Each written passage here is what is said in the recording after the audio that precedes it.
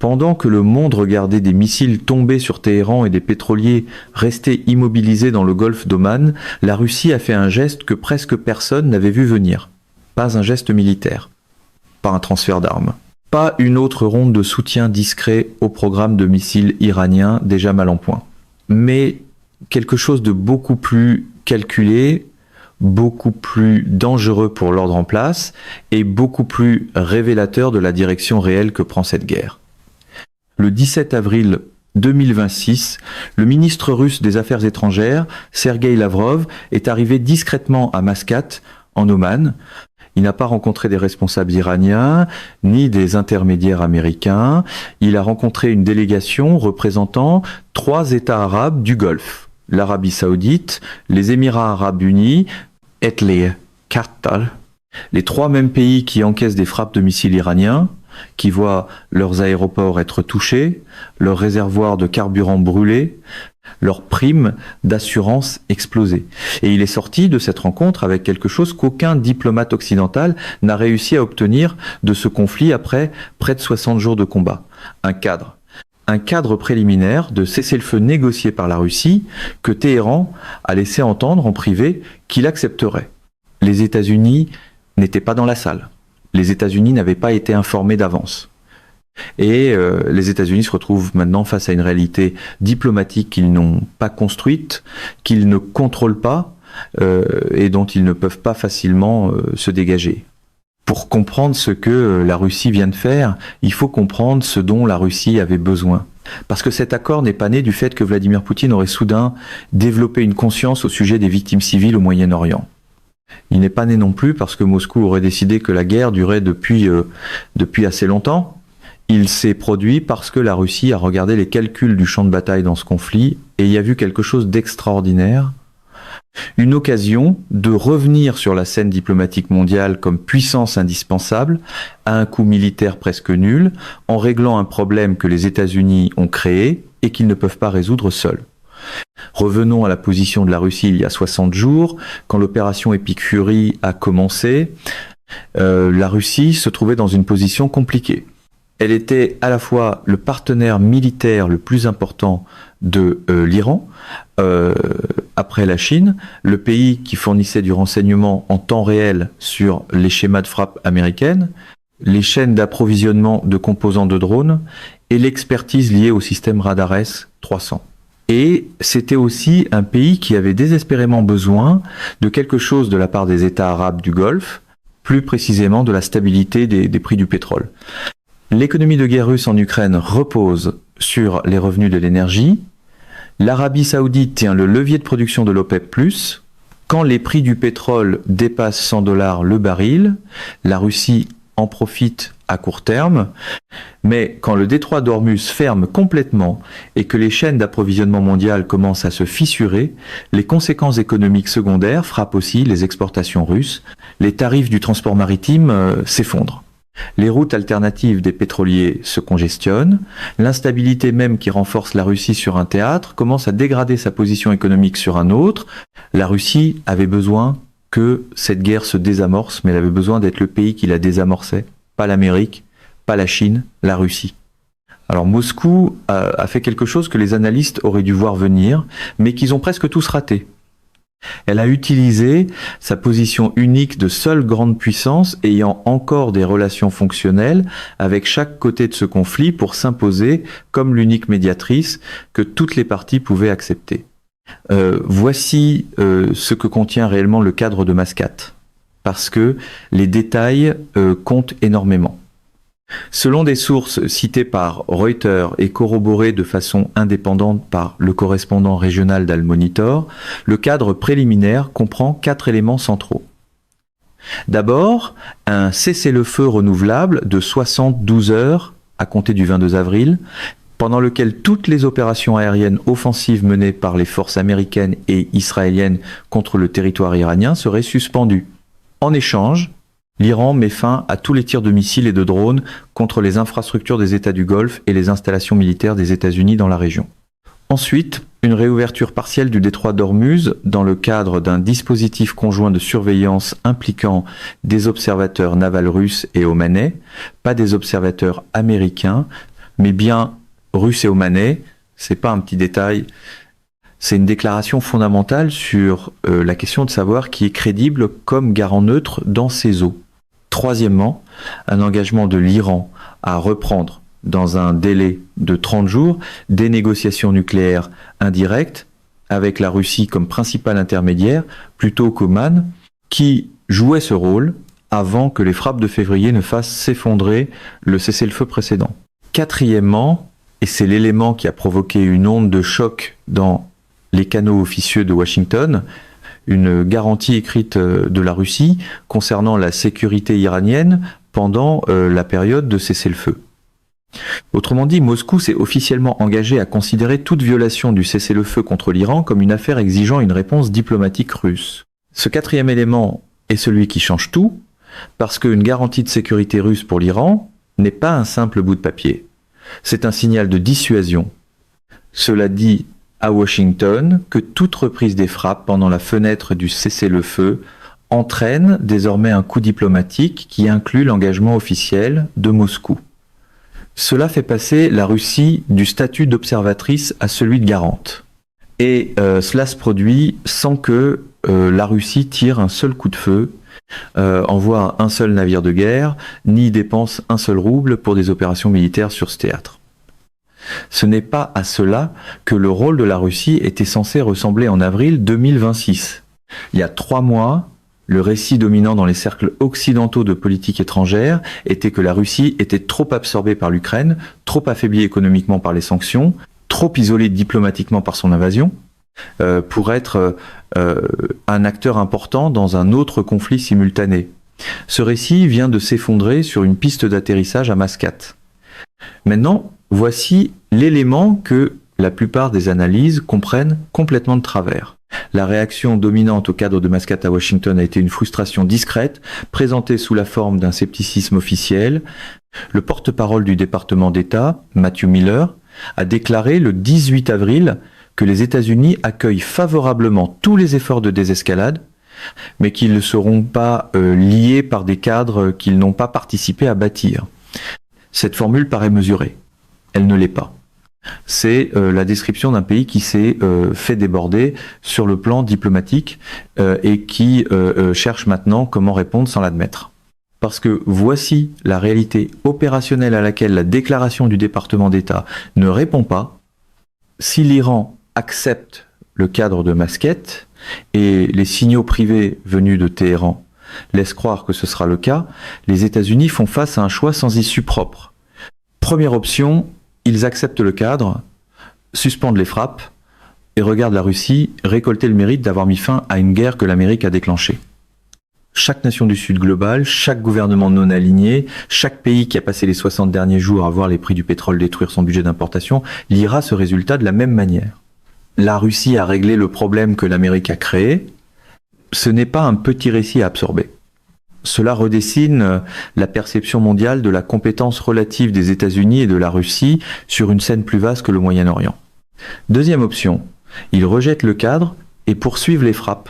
Dans ce cas, les États-Unis deviennent maintenant le pays qui s'est placé en travers d'un cessez-le-feu approuvé par chaque État arabe du Golfe, par l'Iran, par la Russie, par Oman et par une part importante de la communauté diplomatique européenne. L'isolement international qui se construisait autour de la conduite américaine dans cette guerre s'accélère instantanément. Et l'Iran, qui signalait en privé une volonté de désescalade, se durcit de nouveau. La fenêtre se referme, la guerre continue, la douleur économique s'aggrave. Troisième option, et c'est celle que des responsables américains explorent discrètement. Tenter de renégocier le cadre pour inclure une participation américaine comme co-garante. Mais il y a un problème structurel avec cette approche.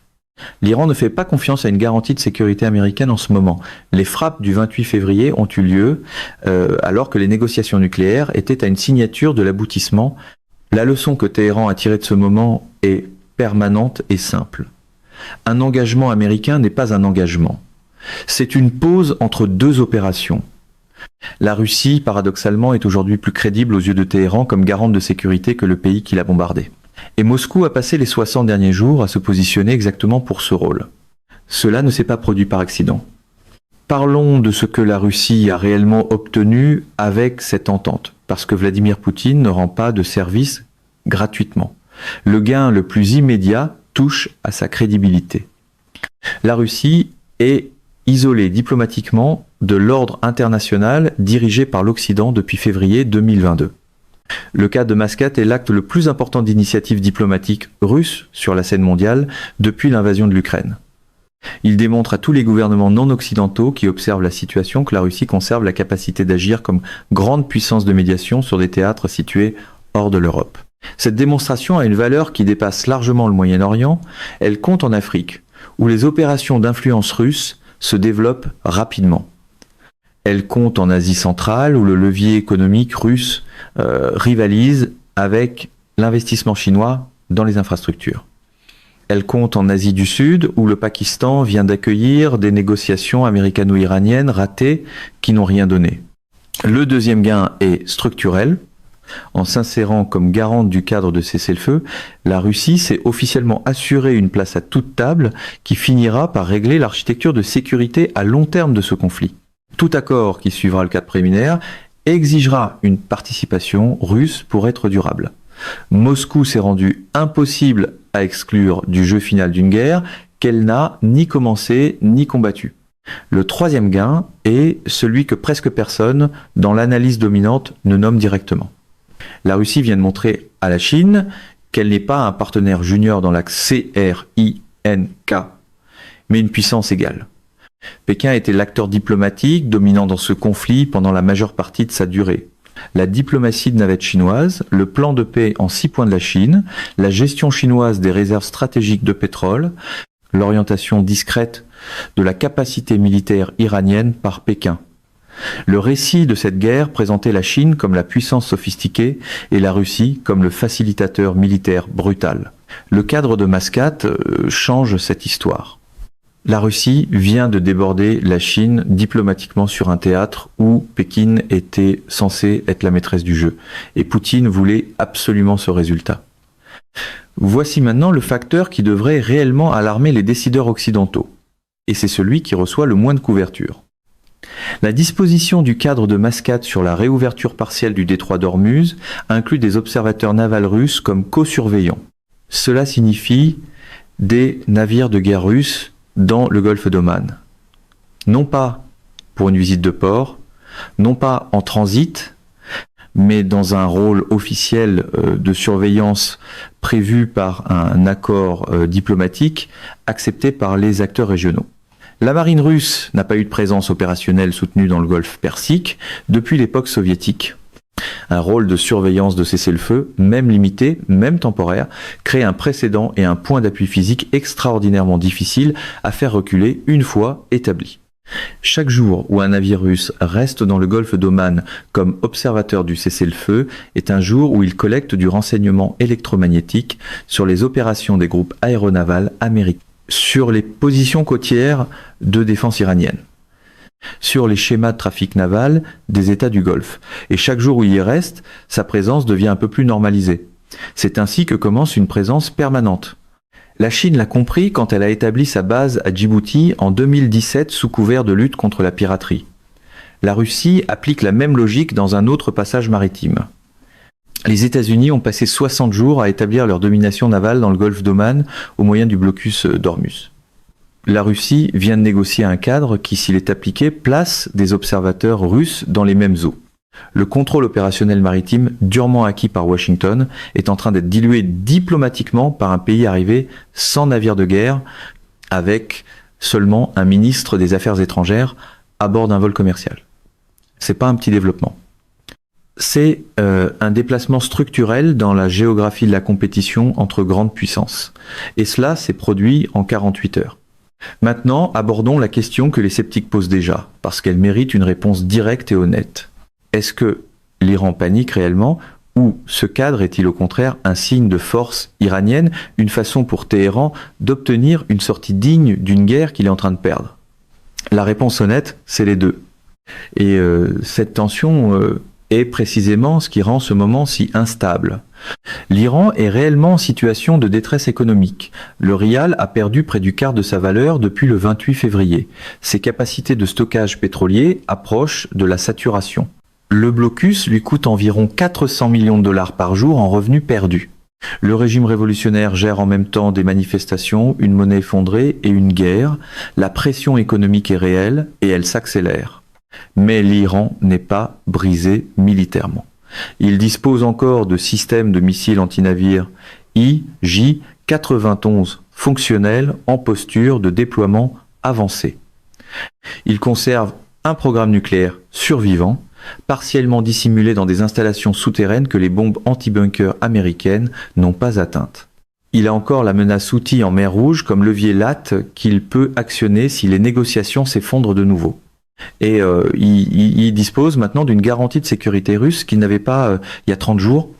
L'Iran accepte le cadre de Mascate à partir d'une position de douleur économique réelle, mais aussi à partir d'une position de dissuasion stratégique préservée.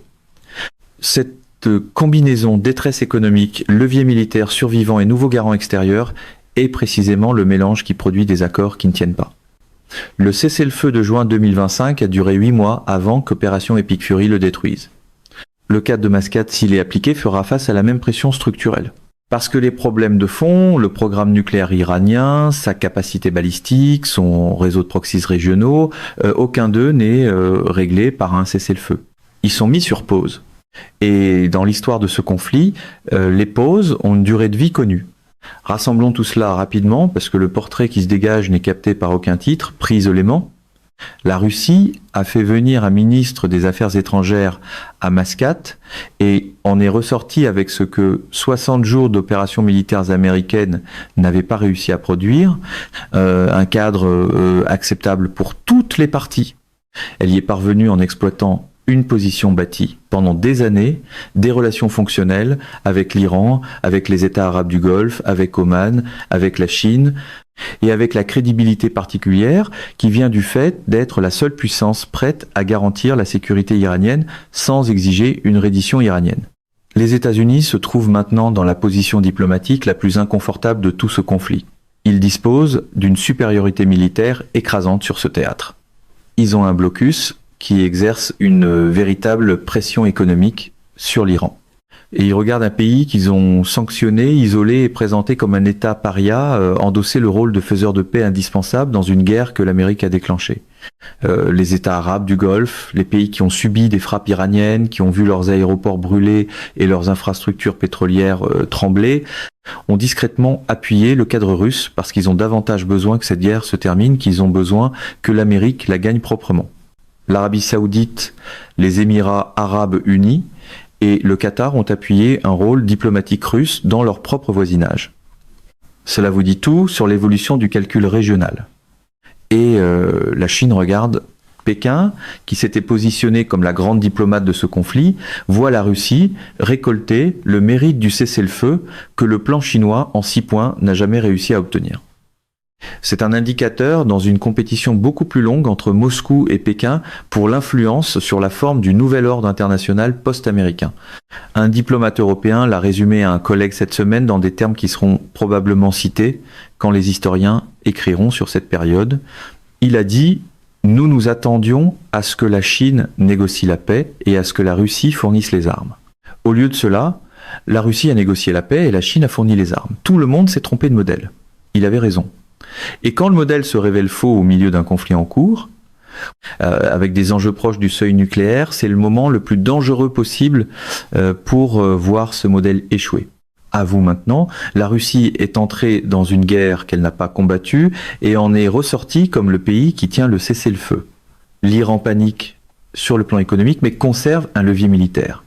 Les États-Unis dominent militairement mais se font contourner diplomatiquement.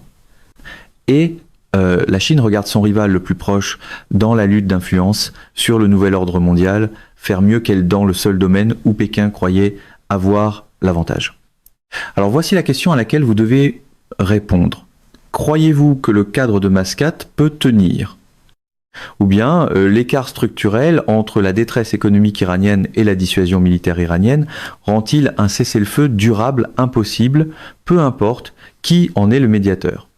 Le retour de la Russie comme puissance diplomatique mondiale est-il l'issue la plus déterminante de toute cette guerre? Plus déterminante que n'importe quel résultat sur le champ de bataille, que n'importe quel choc sur les prix du pétrole, que n'importe quel missile lancé ou intercepté, et surtout, quand ce cessez-le-feu tiendra ou s'effondrera, quel pays l'histoire retiendra-t-elle comme le véritable gagnant d'une guerre que personne n'a déclarée, que personne n'a complètement planifiée, et dont personne ne sait encore comment elle se terminera? Mesdames et messieurs, notre émission d'aujourd'hui s'arrête ici.